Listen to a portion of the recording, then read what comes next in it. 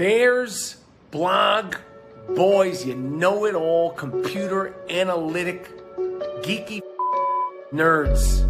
Michael Schneider, Tom Cavanaugh, the Bear, blog, boys, know-it-alls, doing some podcast somewhere. Nobody wants to hear you.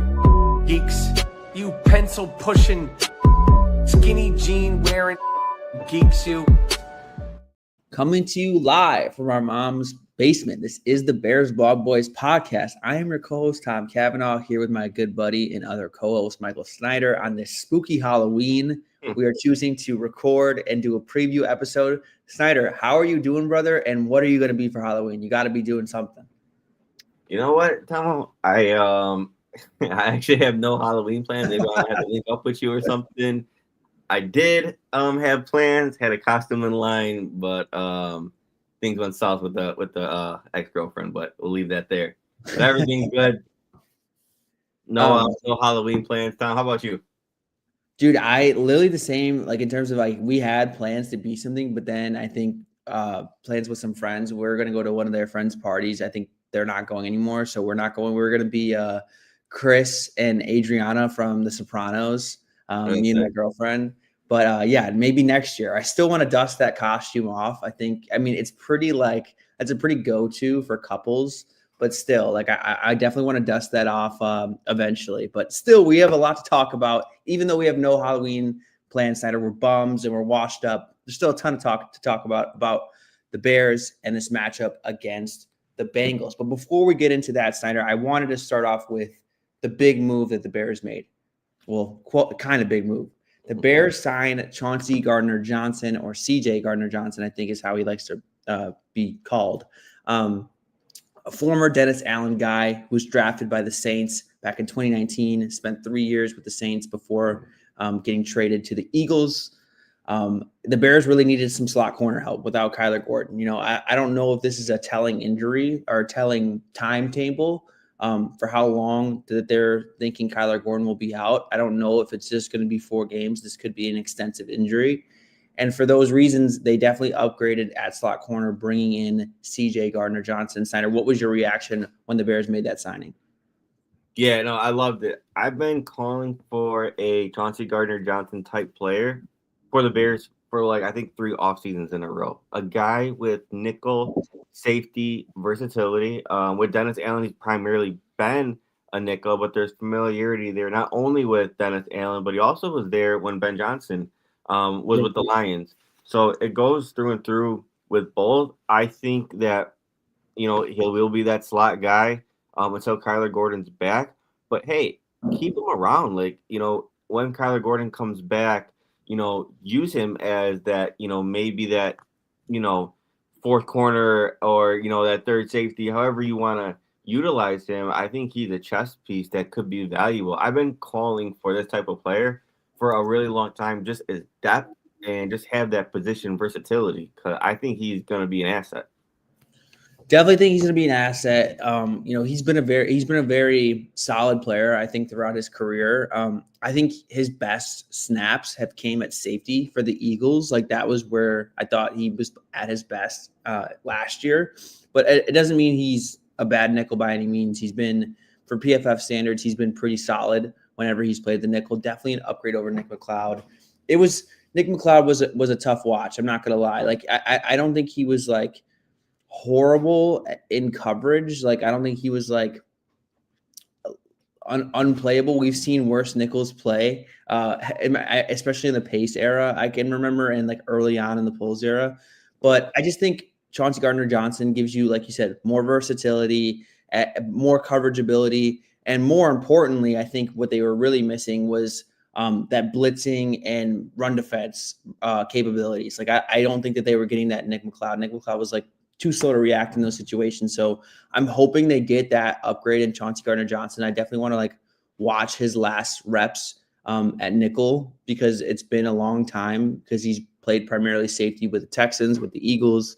And there's not a whole lot of tape available watching him as a slot corner. But I remember I really liked him coming out of college as a slot corner. And then he played really well for the Saints during his first 2 years. So definitely the signing makes a ton of sense. The connections to Dennis Allen, the connections to Ben Johnson. Senator, are you a bit surprised that we know Chauncey Gardner-Johnson is talented, but there's reasons why he has not been able to stick in certain places? I don't think it's just any secret that he's not the most, how could I say this nicely? He's not the most easygoing personality. And I think that's gotten him into trouble sometimes. And I know for a fact that's why the Eagles traded him after extending him, because he just wasn't getting along with some of the players in the locker room. Are you concerned about that, Snyder, at all? And are you surprised that the Bears signed someone with this kind of reputation? Yeah, I'll say that's what I was going to say. I'm very surprised the Bears would sign this. The Bears haven't touched, and I know it's so different, right? Ray McDonald, that was like battery, everything like that. But the Bears were in the headlines for that. And ever since that moment, I've never seen the Bears take a risk with someone, not only off the field woes, but like just personality woes since that moment. But I don't know, Tom. I'm pretty sure during that playoff game, I think it was 2019 when we were playing the Saints and like Chauncey Gardner-Johnson and Javon Williams got into it and everything.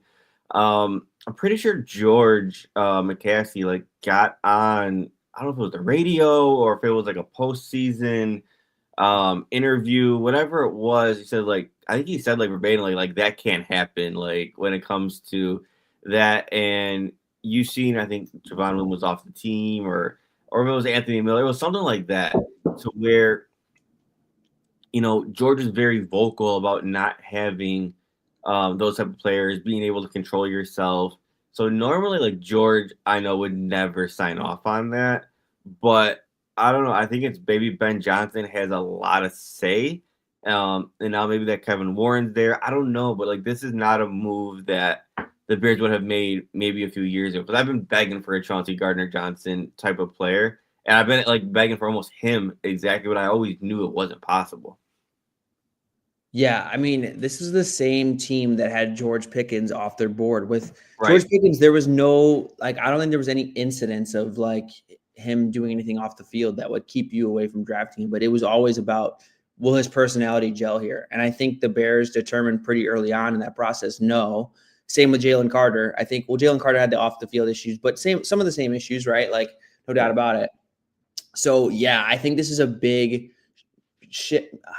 I don't know if that's the way I want to. I don't think they're going to make a living out of signing players with these type of reputations. And again, I don't want to like sit here and say like, oh, CJ Gardner-Johnson's like this like horrible dude. I'm just saying that there's a reason why he's been bouncing from place to place, because the talent is undeniable. So I don't think like Ben Johnson's going to come in here and now that the Chiefs all of a sudden and they're going to be signing everyone with character issues. But I do think that like this is a shift in that their priority is to win first and foremost. And I think it comes with its gives and takes, right? Like I think there's reasons for moves like this and there's also reasons against it.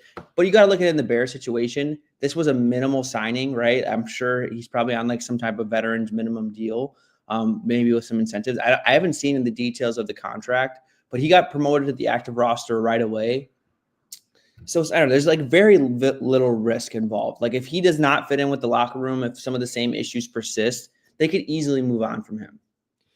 Yeah, and that's the thing. It's like, hey, I'm not saying desperate times call for desperate measures. I'm not really saying that. But when you have like a glaring hole like that on your roster, and I think maybe because Ben Johnson has shown thus far halfway through, like he's a really, really good leader, just a psychopath, right? Comes to everything football. That if you have the coach that can harness that, take the swing versus rolling out a Nick McLeod.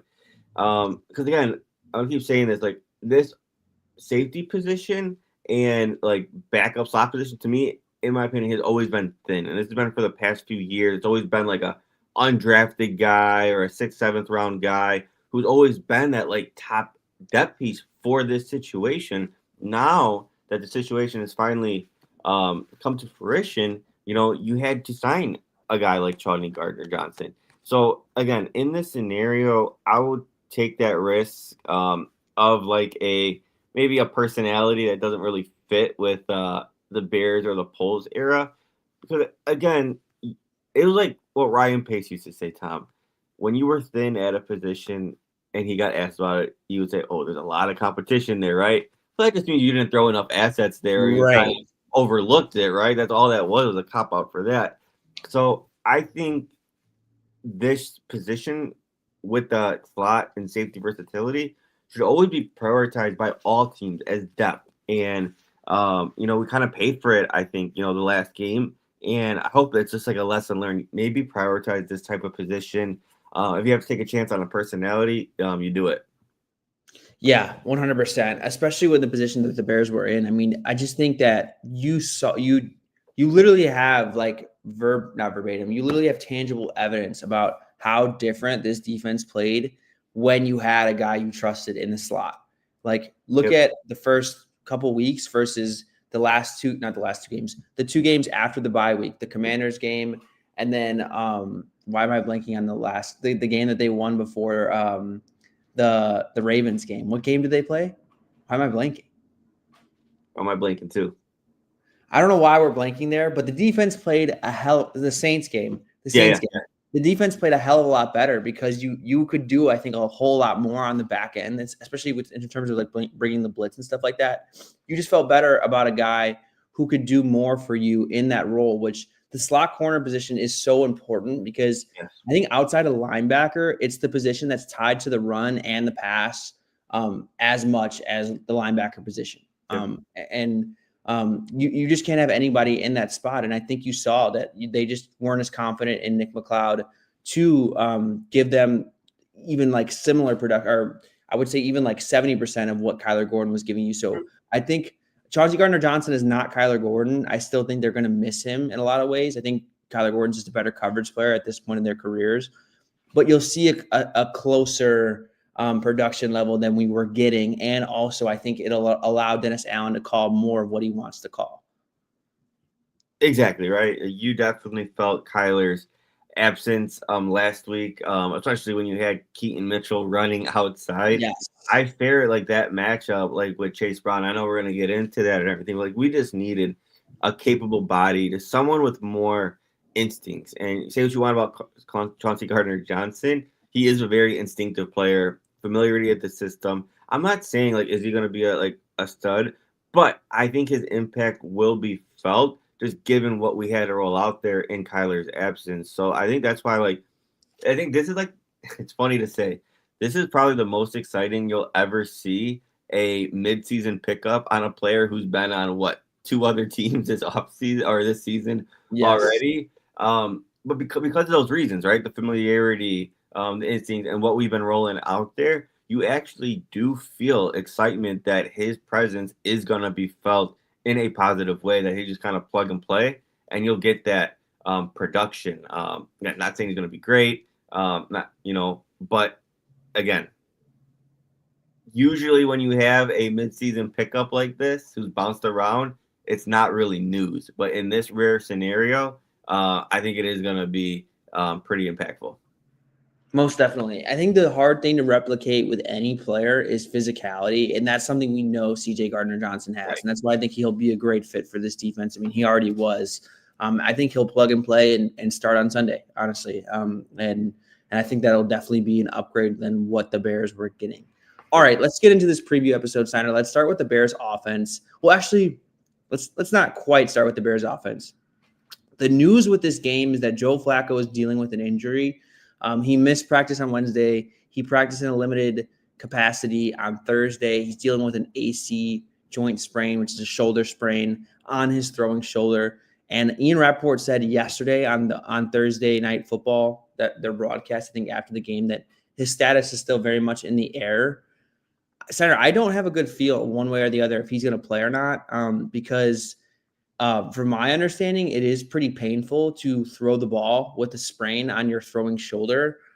So I think it's going to be like a pain management thing with him. So I am not sure whether or not he's going to play, but the splits with the Bengals offense with and without Joe Flacco, I guess I should say with Joe Flacco in comparison to with Jake Browning are like staunch. Like they are so drastically a different team with Joe Flacco that, yeah, I know we lost to a backup quarterback last week, but like this is a totally different team if Joe Flacco doesn't play.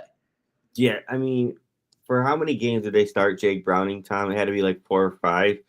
They couldn't move the ball. It was so hard. If you had any fantasy take or you had any FanDuel bets on the Bengals offense, it was rough, man. They could not move the chains. They couldn't get a first down. I think it was the game I was ripping my hair out when they were playing the Broncos. The Broncos in like the fourth quarter had like a time of possession of like 13-2. And I don't think the Bengals had one first down in that fourth quarter, right? That's how putrid they are with Jake Brown, and they cannot move the football. So yeah, this decision or not decision, how this turns out, if Flacco's starting or not, is going to be huge in a shift, with this. With Flacco, they're a very capable offense, right? Without him, Tom, it is bad. So this is, a huge thing on what's going to come out of this. So far, Joe Flacco with the Bengals, his EPA per dropback would rank 9th in the NFL, which is on Jared Goff's level. Guys like Matthew Stafford, Justin Herbert, they're all behind him. Jake Browning, he had the worst EPA per dropback in the NFL. He ranked dead last, 34th. So that's like behind Dylan Gabriel, Cam Ward, Russell Wilson, all the quarterbacks at the very bottom of this list. So it is literally like, I'm not saying that the Bengals are a top 10 offense or top 10 passing offense with Joe Flacco, but I think they're closer to the top than they are the bottom for sure. Like they're on the upper half. It's literally from like well above average to like the worst in the NFL. Like that's how big of a difference it is based on who's going to be playing quarterback. And yeah, I just think it's such a huge determining factor on who's going to win this game. And that's the thing. Tom, my bad, Tom. No, you're good. For like a competent quarterback, having Jamar Chase, T. Higgins, kind of Chase Brown, like that's almost like a bulletproof offense for a capable quarterback, right? It's just crazy how Jake Brown will have that, and it just makes look like playing the game of football so hard. The guy has like zero instincts, zero like mobility. The guy just has no natural feel for the quarterback position, and I was like, for so long, like, why are the Bengals sticking with this guy? So yeah, I think the Bengals better hope and pray that Flacco can't play this game. Yeah, because they're like pretty unwatchable, like you said, they're like pretty unwatchable without him. And yeah, I just think that it's going to be a lot easier for the Bears. This is again, Tyler Huntley was kind of like a weird quarterback that like allowed the Ravens to kind of open the quarterback run game up and I think do some other things. It's like I don't think you're getting any of that weirdness with Jake Browning. You're just getting a significant downgrade in terms of a pocket passer. So yeah, I'm sure Joe Flacco is going to want to play, and the Bengals, like you said, are hoping he can play because I cannot see a world if Jake Browning beats the Bears, then this Bears team is cooked. Like there's no like saving that. There's no coming back from that. So yeah, I think that is kind of where you have to start with this game. Who's going to be playing quarterback for the Bengals? Because if it's Jake Browning, again, like they just cannot get out of their own way with him under center. But when you're looking at the Bears offense, this is the ultimate get right game since the Cowboys game. They are on par. They're literally tied for EPA per play with the Cowboys in terms of being the worst defense in the NFL. This is a horrible unit just across the board. I think the only two players that are playing well right now are obviously Trey Hendrickson, and then DJ Turner has had a pretty good season at corner. But other than that, these are some of the worst players at their positions if you're just looking at from a production standpoint, if you want to use PFF, if you want to use team metrics. This is a horrible defense, Snyder. Like I said, they're tied for the worst EPA per play allowed. They're the worst defense in terms of EPA per pass allowed. They're the third worst defense in terms of EPA per rush allowed. Teams have really been able to just have their way with this group. And again, I think even if Jake Browning plays, this is a game the Bears offense has to get right. More importantly, their passing offense has to get right. I think Caleb played better than people thought after watching the broadcast, but still, that can't be the performance against a Ravens defense that we're getting healthier players and obviously probably weren't as bad as the statistics would have told you. No, the Bengals defense is that bad. So this has to be a week where the Bears offense has to get right. John, their defense is horrible. I was looking at it before we started the show. Shame on the Bengals GM, right? Yes. Shame on their GM because, yes, Burrow is hurt, but when Burrow is on this football team, they are a Super Bowl contender.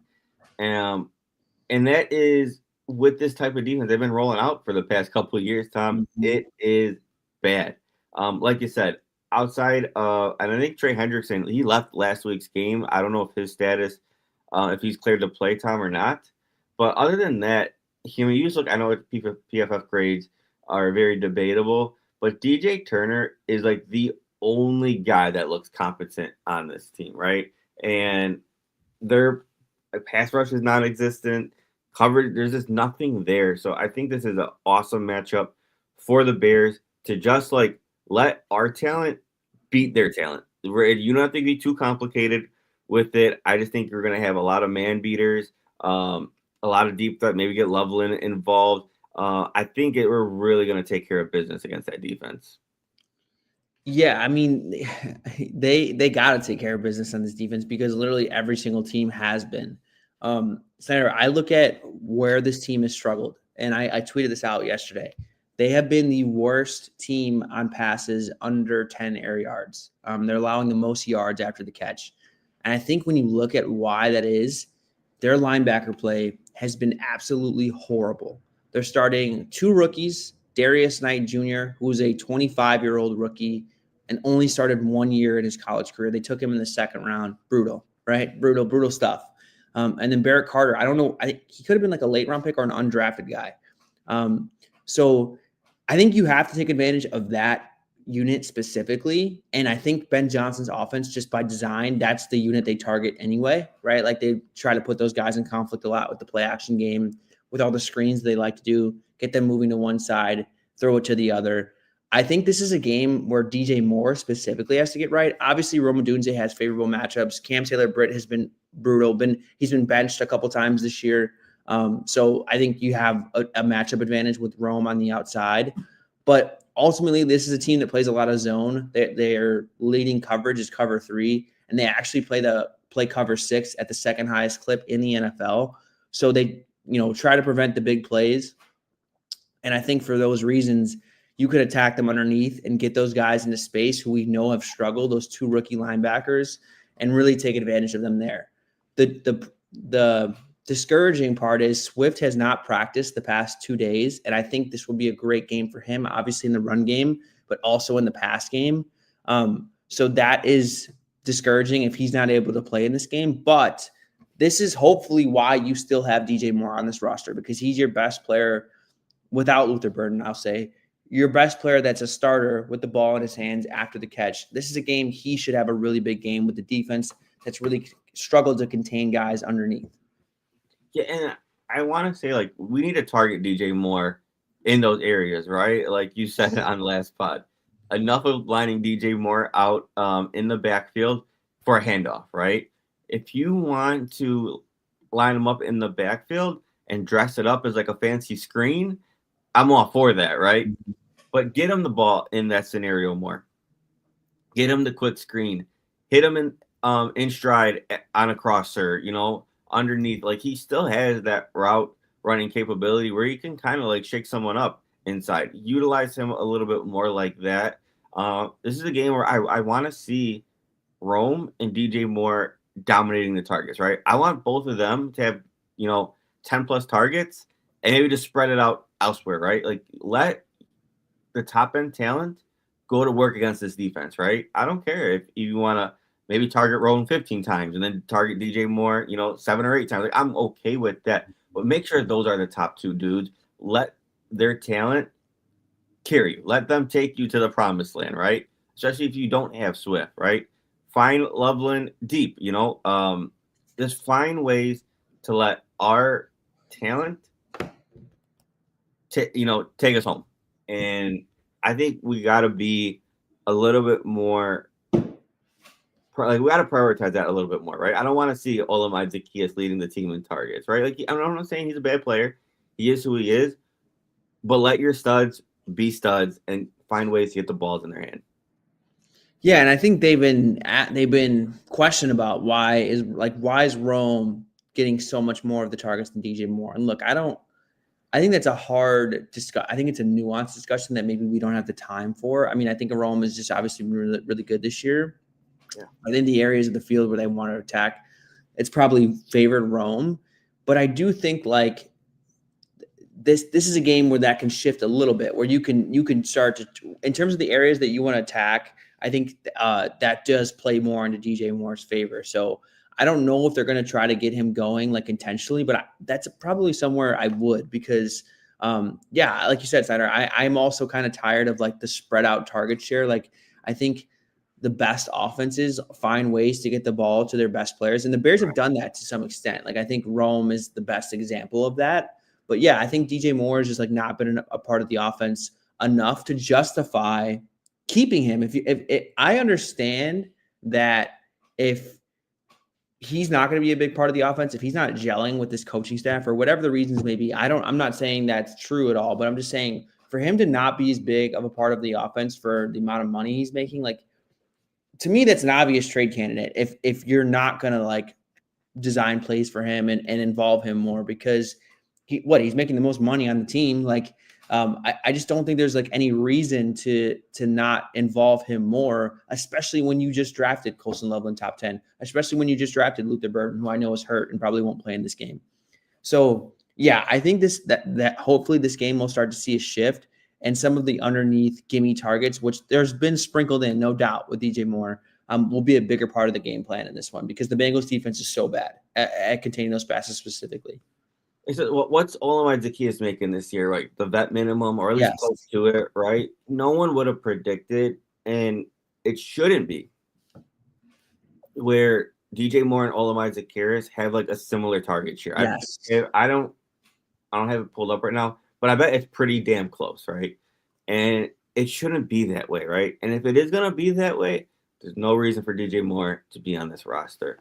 I seen a video by Nicholas Moreno, who's been doing incredible work this season, like with his post-game interviews, like almost like a film watch thing that he does. Yes. And he's showing like film of like DJ Moore like buying in and just like driving guys to the ground like with his blocking thing. So like I know a lot of this fan base, like, and I get it, last year it was warranted, but it just seems like, DJ Moore criticism from this fan base, I don't understand it. I think it's just more so it's just like I don't think it's an effort thing, because again, there's plenty of film where he is going full throttle, driving guys down to the dirt in the run game, through a pass play, and then when he has like super strong hands. So like when I know Rome's been, and don't get me wrong, Rome is great, very talented wide receiver, but when it comes to that catch and traffic situations, sometimes he lets us down.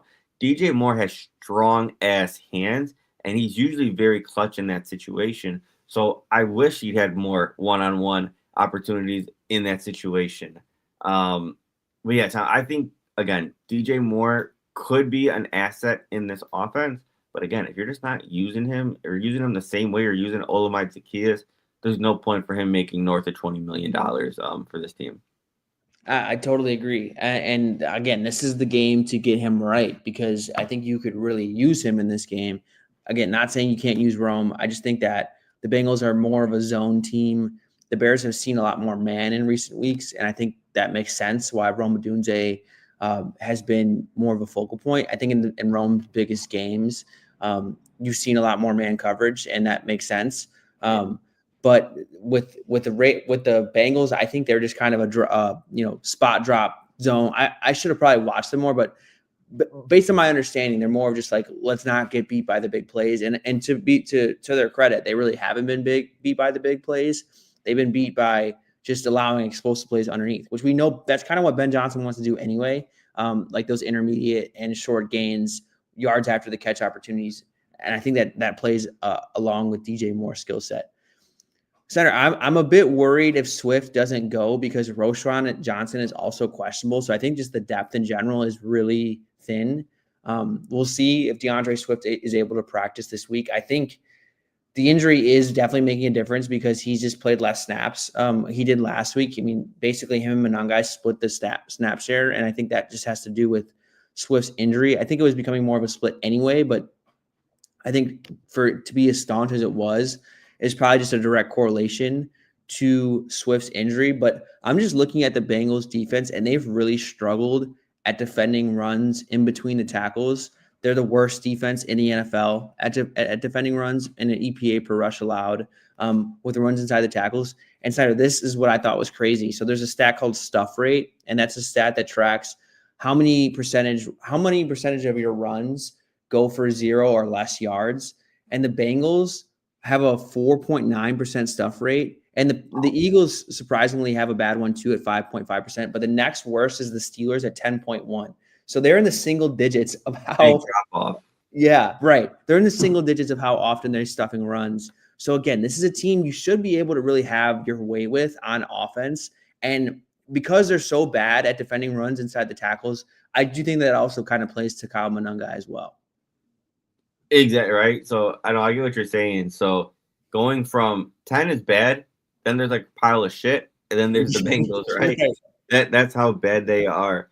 Yeah. So the thing is like I like Monunga. He's he's very instinctive in between the tackles. I think with him you're gonna lose a little bit of explosiveness. Like he makes like a guy miss, right? Just off his instinct. And he's power. It almost reminds me of like Jordan Howard, right? Like a very instinctive runner, but then you just lose a little bit of juice as you go down. To where Swift is the total opposite, right? He is a very special mover with the ball in his hands. But yeah, going back to last week, Tom, I thought like on some of those like runs, like I think there was like a misdirection or like a counter or whatever it was, and he like had like I don't say that like the edge, but like he just looked slower than what we're accustomed to with Swift. So I do think his injury is in play. I could definitely see like, especially if like Browning is the quarterback, that maybe they might give Swift like that get right, just like, hey, rest your body and get back because maybe we don't need him is bad. But I think maybe with Flacco, maybe they do push him and use him similarly how they did last week. So I think that was going to be very interesting to follow. But then just going back, if Swift is out, like find creative ways to use DJ Moore. 100%. Creative ways beyond just running him in between the tackles. Right. Yeah, I'm also curious to see like who they bump. Like, is Travis Homer going to get like a lot? Like, I'm sure Monunga would get the bulk of the carries, and I don't know the Roschon health situation, but yeah, Senator, I think that's a good point. If Browning is the starting quarterback, is Swift someone you want to go out and risk re-injuring? Like, I know Rome is also dealing with an injury that sounds like it's kind of progressed and has gotten worse. I don't think he would miss this game, but is he going to be someone like kind of on like a snap share? These are all things to keep in mind. The Bears are kind of banged up in this one. Luther Burden, it doesn't sound like he's going to play. So yeah, on offense, they're banged up. But again, this is not a good defense. It's the worst defense in the NFL. And I'm not exaggerating by saying that. So if Caleb can't look, and again, I don't think Caleb looked horrible last week. I don't. But if Caleb can't look good against, like, I want to see a better performance than just okay. Unless the Bears like totally take control of this game and just run away with it, run and figuratively and literally like just pound the ball and the Bengals can't stop them, then okay, whatever. But I don't want to see the mistakes on offense from everyone involved. I know that they said this week that they've made a specific, or I guess an effort to really eliminate penalties. They're kind of handling that in-house on how they want to do that. But I also want to see just kind of maybe less mistakes from Caleb, because I don't think he made a ton last week. There wasn't like a ton of missed throws, but ultimately this is not a defense that you should be making a ton of mistakes against, because they're pretty much struggling everywhere. Yeah, I think you just want to see more, maybe a connection better across the middle of the field, pushing the ball down the field, and just being a little bit more accurate, right? This is the defense that you could probably do that against, right? Like, it would be a good, like, hey, let's get in rhythm game. Let's continue to build this connection type of game. You just want to see the ball pushed down the field, and I think you maybe just want to see Caleb be a little bit more confident, a little bit more instinctive, and maybe just a little bit more trigger happy with pushing that ball down the field. And I think this is the defense where, hey, maybe take the shots that you normally wouldn't, right? And just let your guys, trust them to win the battle. I'm not saying put the ball in harm's way. That's not what Caleb does, right? But, let it rip. And I think this is a defense where you can maybe get away with it.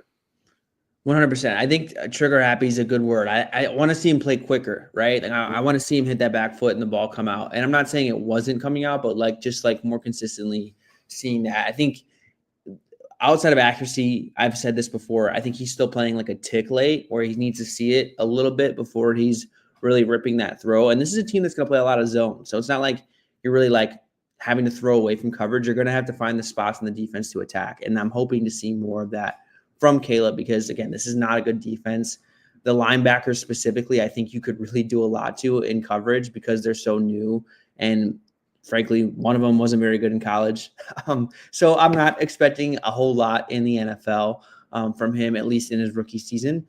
So yeah, I think there's just a lot of weaknesses to exploit. And this is a game I really want to see the Bears passing offense come along.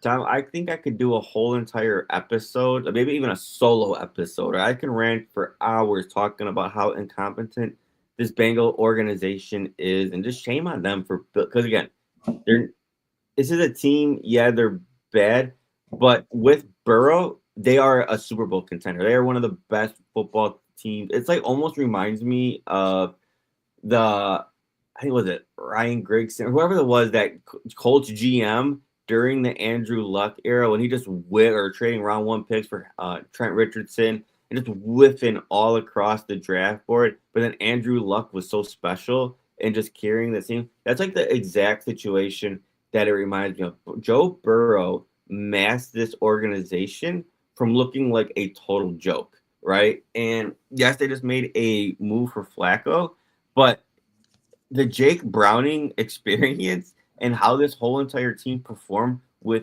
him, I think should be such an indictment on their general manager, maybe even the head coach. There's some blame of how exposed they look. And I think the Bears, I think either or, I think the Bears could really even expose that more against this defense. They definitely can.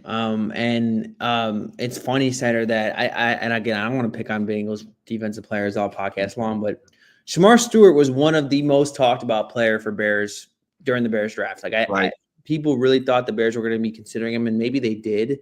But the stat that keeps getting tossed around on Twitter that I've seen a handful of times is that Jamar Chase has more tackles than Shamar Stewart, which I thought was funny. But yeah, I mean, again, I think they have just made like too many draft picks like that. Like for a team that can't develop defensive linemen, you drafted Miles Murphy, you took like the rawest one in the class. Yep. So like, it just, yeah, I don't know. Self-awareness lacking. All right, let's get to the Bengals offense though. So regardless of who's playing quarterback, I think the constants remain. You have to always know where Jamar Chase is going to be on the field. Through the last weeks of Joe Flacco being quarterback, he has 54 targets, which is absolutely bonkers. Yeah. But Jamar Chase is, in my opinion, the best receiver in the NFL. That's not a hot take. And he just can make an explosive play wherever. Even with Jake Browning, like he could still stretch the field and cause game-breaking plays. So I'm really curious to see the kind of game plan they throw out there.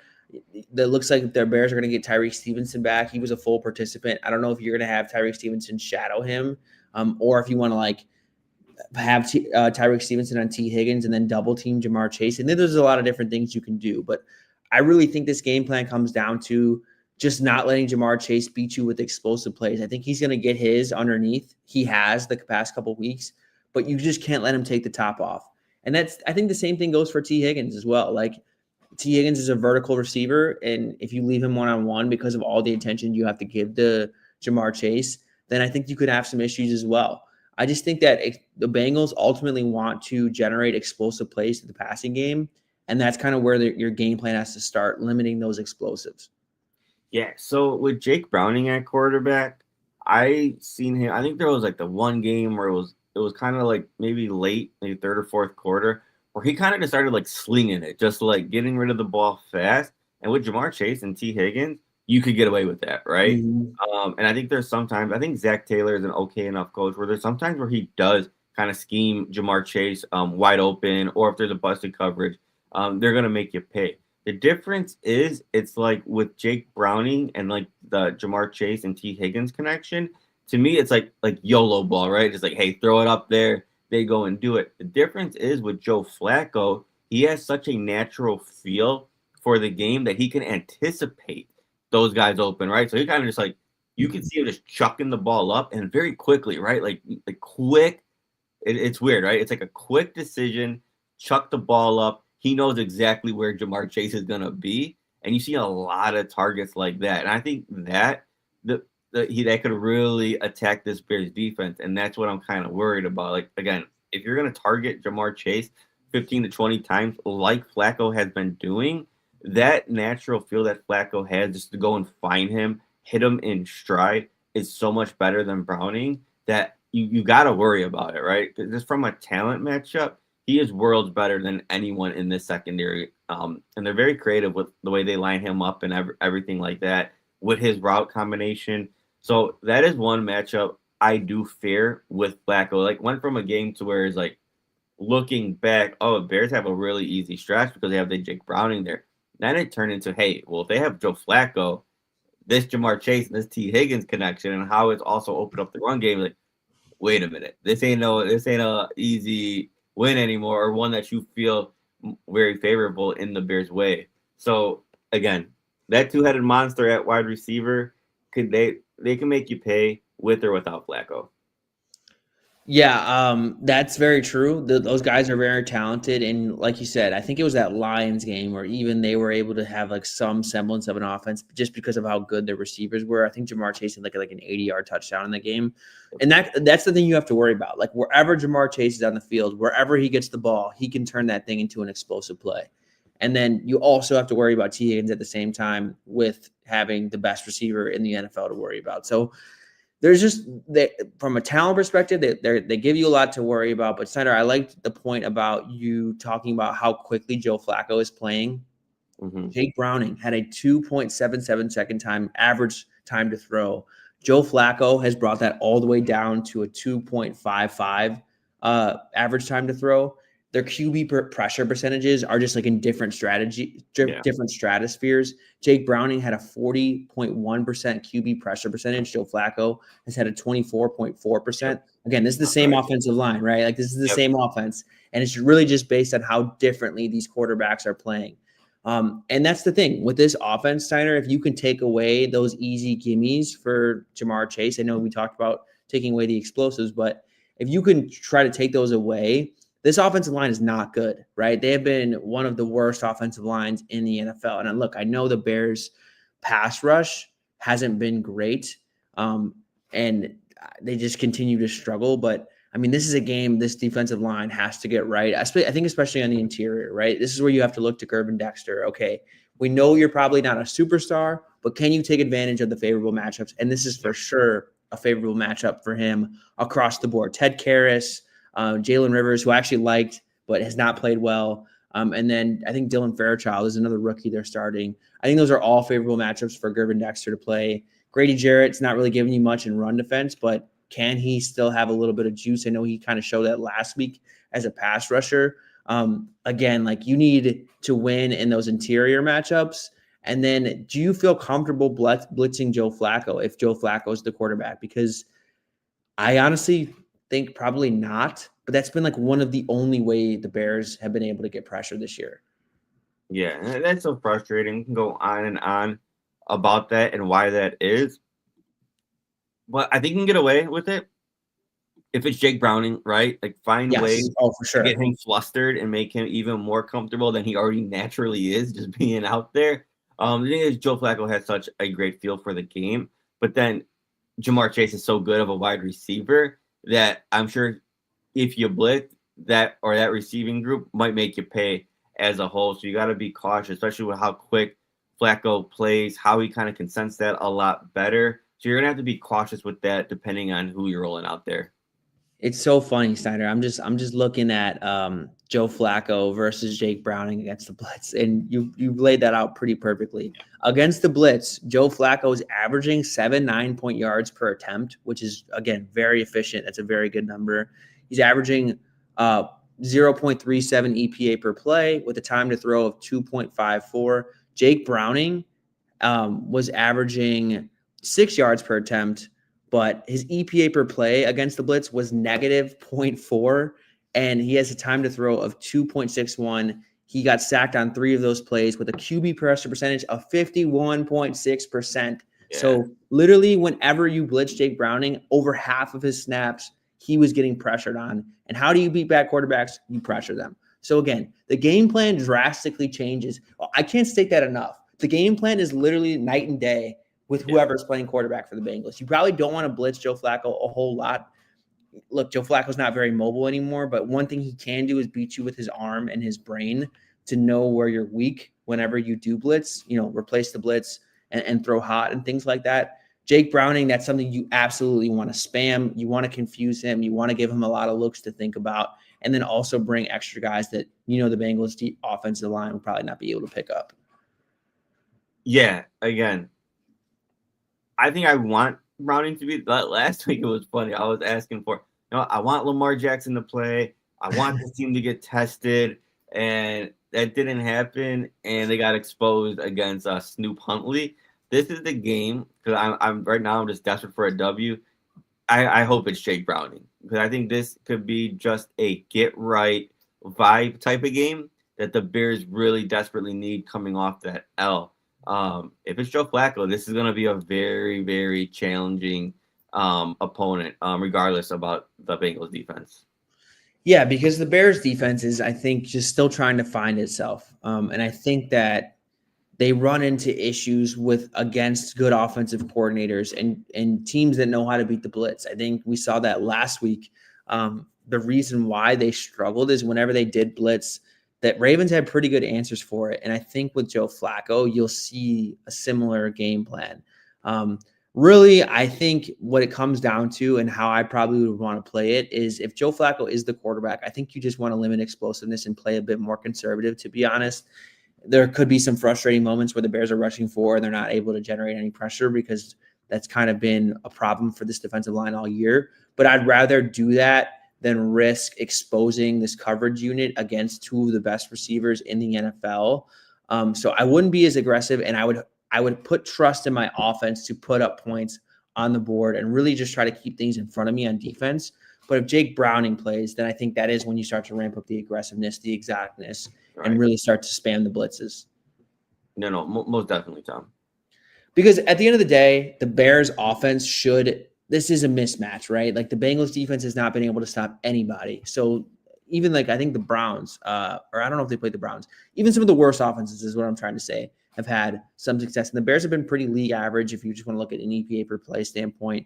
So again, this is a group the Bears should have success against. We saw them do it against the Cowboys. Like this is not a team that should give them fits. So really it's just going to be about the Bears offense getting out of their own way. And I'm hoping we see less of that this week. But Snyder, with that being said, let's turn into our final predictions. So I'll give you 2 scenarios. If Joe Flacco is the quarterback on Sunday, what's your score prediction? All right. I'm thinking the Bears come away with a W. If it's Joe Flacco, I think it's going to be a tight one, right? But I do think the Bears come away. I'm going to predict 30-27 Bears with Flacco. All right. If it's Jake Browning, I think the Bears will still put up a similar stat line. Give me 24-7 if it's Jake Browning. So I think it's one of those, maybe the Bears get up early, they could just run, but I think Jake Browning, I think they're going to have a hard time moving the football forward. Yeah, I mean, that's kind of exactly where my head's at. I think this is going to be a high-scoring game with Joe Flacco. I think I'll say a 35-31 type of game where I'm also picking the Bears in this one. I just think across the board they're the better team, even though I do know the Bengals offense is playing a lot better with Joe Flacco. But if it's Jake Browning, I think I just don't see a world where the Bears don't win handedly because of how bad he's been. Maybe he finds new life. That's happened to the Bears before, right? I've known Nick Mullins has had his game, random quarterbacks, not Snoop Huntley, another one. But yeah. I don't know. I just think we've seen enough from him I can't put my faith in that.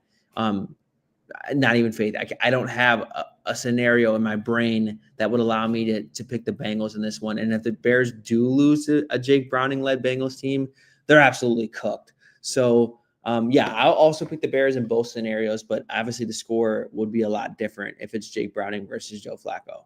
Tom, if we lose to the Jake Browning Bengals, fire it into the sun, right? I'm talking trade DJ Moore, trade Montez Sweat, trade Andrew Billings, trade whatever you can get for any vet, non-long-term guys.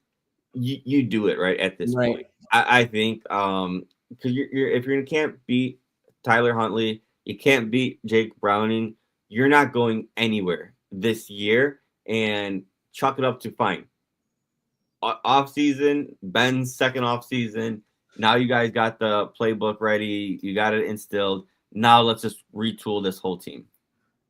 Yeah, I could not agree with you more because again, like this is a pretty easy stretch for the Bears coming up, and this is an absolute game you have to win. The most must-win game so far of the Bears seasons, in my opinion. Like obviously the Commanders was a huge win, but you have no excuse to lose this game, even on the road. So totally agree. Like I don't have any expectations for the seasons if the Bears were to lose a game against Jake Browning. And just as a Bears fan, Steiner, I can't completely rule it out, right? Like we've seen stuff like this happen before. So yeah, I mean, I don't think it's likely, but you can never say never with the Bears. Our guy Q said the Bengals GM is the son of one of the 80s Bears key execs. That's pretty funny that it's been as bad. And he's, coming from Bear lineage, one of the Bears' best teams lineage. It's pretty funny. But all right, Steiner, is there anything else you want to add before we get out of here? You know what? Here, no, I just looked it up. Q said that Vince Tobin was actually the defensive coordinator who replaced Buddy Ryan and was under Ditka from 86 to 92. So then his son is Duke Tobin, who is the GM of the Bengals. So I think they're listening to the director of player personnel. I think their owner is technically the GM, but yes, he's the one making the roster decisions. Okay, yeah, so they have some weird hierarchy there and everything. Right. I did not know that. Q, that it's funny, Tom, and I'm not going to keep going in.